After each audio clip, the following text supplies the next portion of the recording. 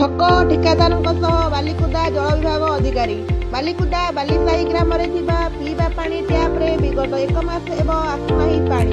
ପିଇବା ପାଣିର ବ୍ୟବସ୍ଥା ଏବଂ ଘର ପାଖକୁ ସଂଯୋଗ ଥିଲେ ମଧ୍ୟ ପାଣି ପାଇପାରୁନାହାନ୍ତି ଗ୍ରାମବାସୀ।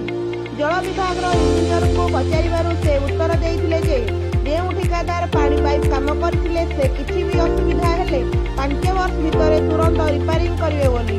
ଆଜକୁ ପ୍ରାୟ 1 ମାସ ହେବ ବାଲିସାହିର ଗ୍ରାମବାସୀମାନେ ଲାଗିଥିବା ଟ୍ୟାପରେ ଗୋଟେ ବୁନ୍ଦା ବି ପାଣି ଆସିବାର ଦେଖିନାହାନ୍ତି, ଯାହାଫଳରେ କି ଲାଗିଥିବା ନିମ୍ନମାନର ପଦାର୍ଥରେ ତିଆରି ଟ୍ୟାପ୍ ସବୁରେ କଳଙ୍କି ଲାଗି ଭାଙ୍ଗି ସାରିଲାଣି। ଠିକାଦାରଙ୍କୁ ପଚାରିବାରୁ ସେ କହିଥିଲେ ଯେ ରାସ୍ତା ଭଲ ନଥିବାରୁ କାମ ହୋଇପାରୁନାହିଁ। ମାତ୍ର 10ରୁ 20 ମିଟର ଦୂରତା ରାସ୍ତା ଖରାପ ଥିବାରୁ 1 ମାସ ହେଲା ପିଇବା ପାଇଁ ସଂଯୋଗକୁ ବନ୍ଦ କରି ରଖିଛନ୍ତି ଠିକାଦାର। ଅନ୍ଧ ପରି ରହୁଛନ୍ତି ଜଳ ବିଭାଗର ଇଞ୍ଜିନିୟର ଏବଂ ଟେକ୍ନିସିଆନ। କଣ କରୁଛନ୍ତି?